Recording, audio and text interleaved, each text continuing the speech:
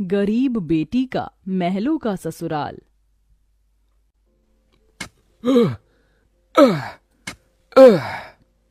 तपती धूप में वह गरीब किसान खेतों में फावड़ा चला रहा था। उसके माथे से तर तर पसीना बहे जा रहा था।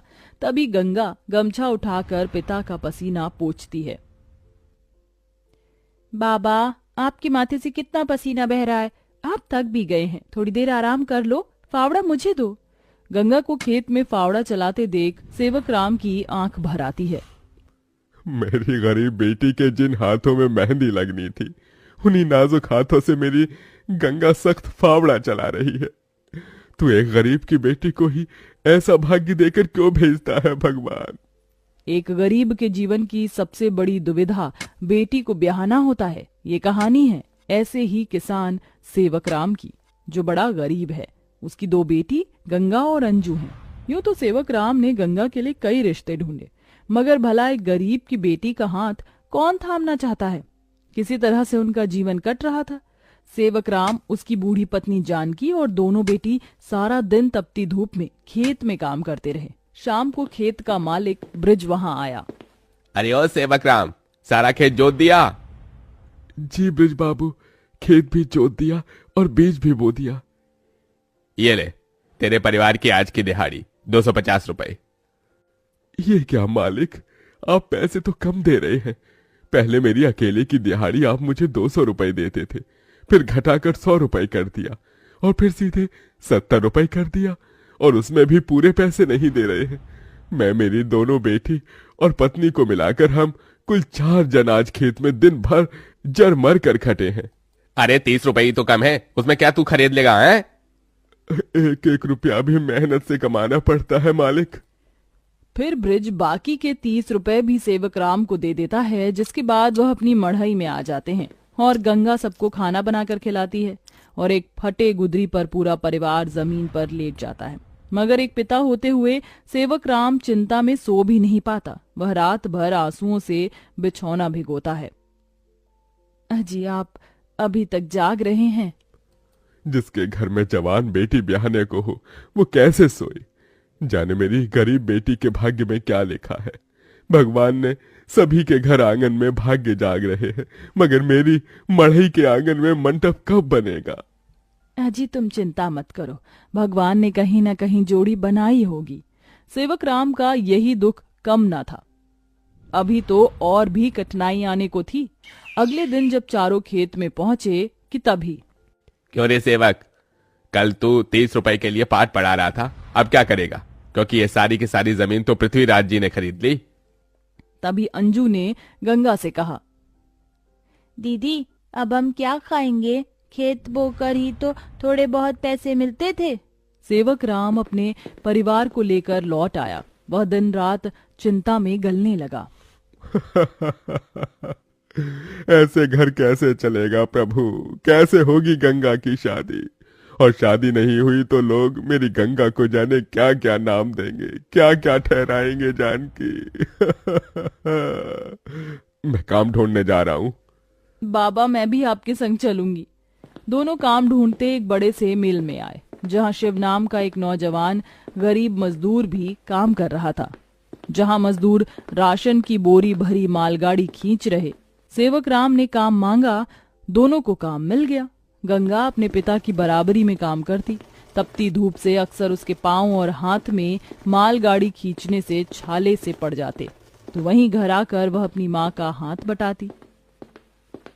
आप ही अपनी चक्की पीसती, कड़ी धूप में सड़कों से गोबर बीन कर लाती, उपले बनाती। एक दिन मालगाड़ी खींचते वक्त शिव उसकी मदद करता है। काका, क्या मैं आप दोनों के साथ खाना खा सकता हूँ? बड़ी भूख लगी है और मैं खाना भी नहीं लाया। हाँ बेटा, आओ ना। ये कहते हुए गरीब गंगा अपने प्याज और रोटी में से उसे भी देती है और हिचक से भरकर कहती है, माफ कीजिएगा, आपको खिलाने के लिए हमारे पास कोई पूरी पकवान तो नहीं है, जो है यही खा लीजिए। शिव वह रूखा सूखा भी हंसकर खाने लगा। अब अक्सर शिव उनकी मदद कर देता। उसकी अच्छाई गंगा के मन को भाने लगी और एक दिन शिव ने कहा, काका, अगर आप मुझे इस काबिल समझे तो मैं आपकी बेटी का हाथ थामना चाहता हूँ। बेटा, मेरी गरीब बेटी को तुम जैसा मेहनती जीवन साथी मिलेगा। मुझे तुम पसंद हो बेटा। गरीब सेवक राम की दिली इच्छा तो थी कि गंगा को बड़ा और अच्छा घर द्वार मिले, मगर उसके मन में शिव को लेकर भी एक संतोष था। मगर सेवक राम ने जो कभी सोचा भी नहीं था, अगले दिन वो हुआ। कई बड़ी गाड़ियां लाइन से उसके चौखट पर आईं और शगुन से भरी थालियों के साथ शिव अपने परिवार के संग उनके घर आया। उनके महंगे कपड़े लत्ते देख एकदम महलों में रहने वालों से थे। शिव के संग उसके माता पिता पृथ्वीराज, वसुंधरा और बहन योगिता थी। अंजू ने उन्हें देख तपाक से बोला, अरे बाप रे, ये तो राजा महाराज जैसे लगते हैं। अजी आपने तो कहा था शिव गरीब घर का लड़का है। शिव बेटा, ये सब क्या है? यही मेरी सच्चाई है काका। माफ कीजिएगा, मैं मजदूर या गरीब नहीं था, बल्कि महलों का बेटा हूँ। मगर मुझे एक ऐसा जीवन साथी की खोज थी जो मेरा धन दौलत देखकर मुझे ना अपनाए। इसलिए मैं उसे ही ढूंढने के लिए ये जीवन जी रहा था। जिसने मुझे मेरी गरीबी के संग स्वीकारा वो गंगा थी। इसलिए मेरे महलों की दुल्हन गंगा होगी। गंगा बनोगी मेरे महलों की बहू और मेरे बेटे की दुल्हन? अपनी गरीब बेटी के लिए महलों से आया रिश्ता देखकर सेवक राम बड़ा रोया।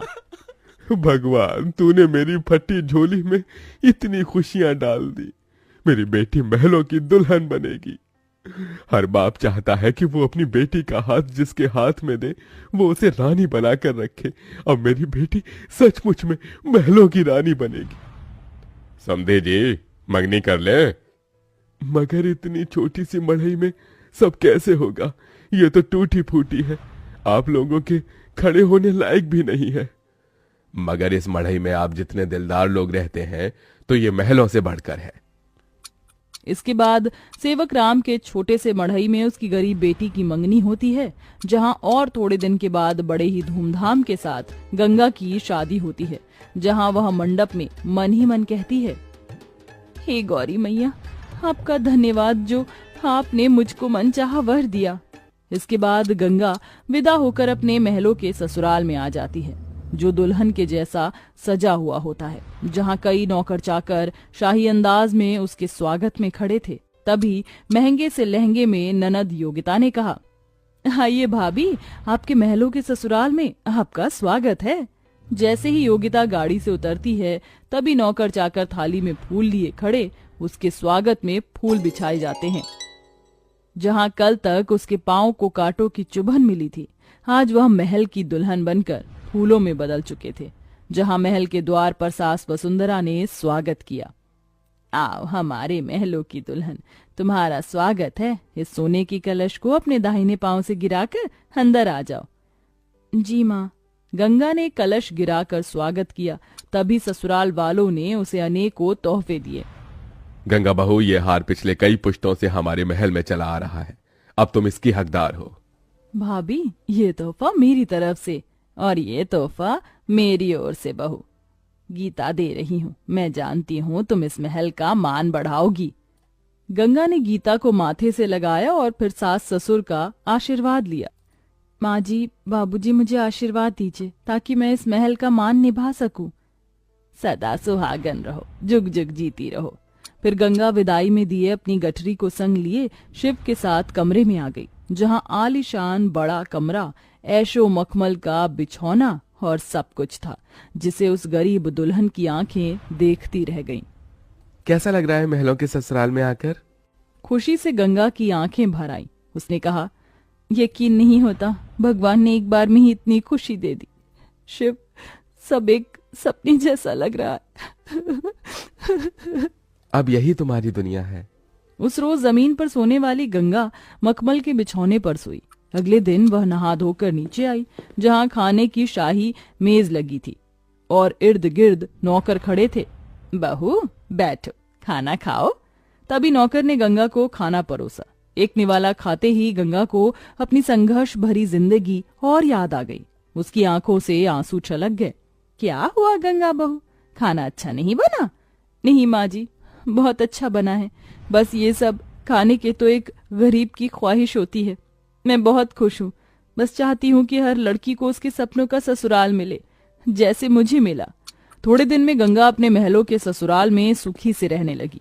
किसी गरीब की बेटी को चुनकर हम भी ये पुण्य कमा सकते हैं।